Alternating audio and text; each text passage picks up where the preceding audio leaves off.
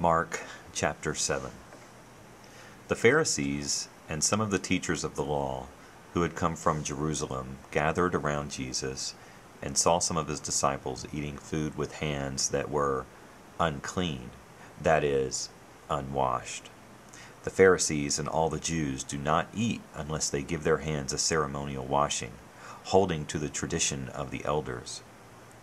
When they come from the marketplace, they do not eat unless they wash, and they observe many other traditions, such as the washing of cups, pitchers, and kettles. So the Pharisees and teachers of the law asked Jesus, "Why don't your disciples live according to the tradition of the elders, instead of eating their food with unclean hands?"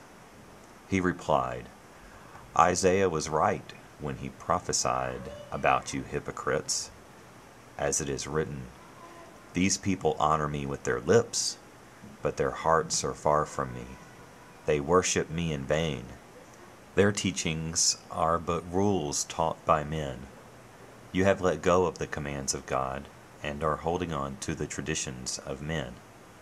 And he said to them, 'You have a fine way of setting aside the commands of God in order to observe your own traditions. For Moses said, "Honor your father and your mother," and anyone who curses his father or mother must be put to death.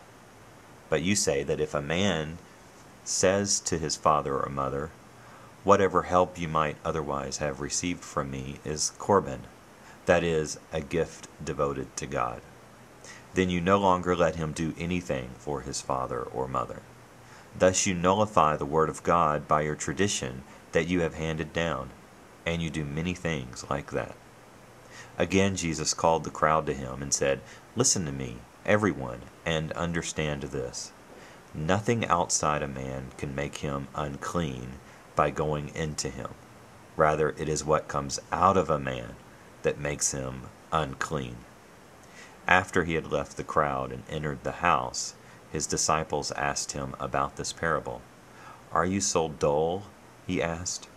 "Don't you see that nothing that enters a man from the outside can make him unclean? For it doesn't go into his heart, but into his stomach, and then out of his body." In saying this, Jesus declared all foods clean. He went on, "What comes out of a man is what makes him unclean.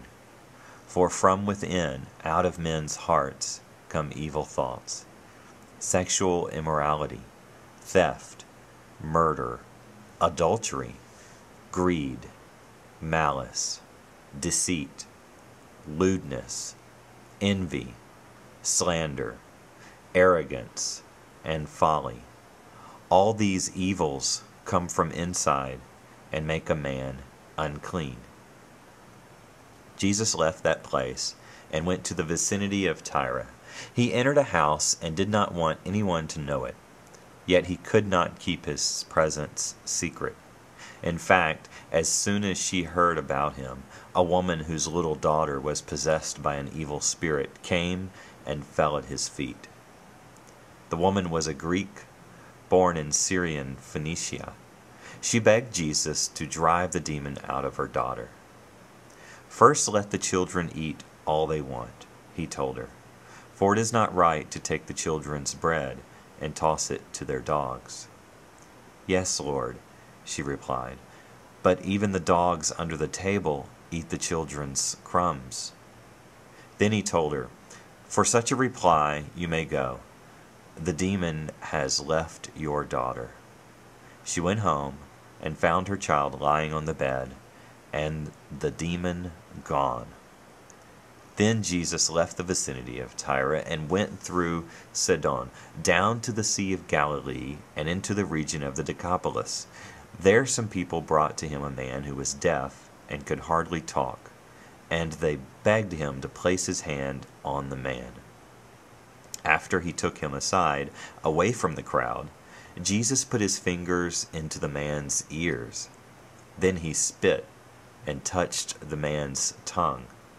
He looked up to heaven, and with a deep sigh said to him, "Ephphatha," which means, "be opened." At this, the man's ears were opened, his tongue was loosened, and he began to speak plainly. Jesus commanded them not to tell anyone, but the more he did so, the more they kept talking about it. People were overwhelmed with amazement. "He has done everything well," they said. "He even makes the deaf hear and the mute speak."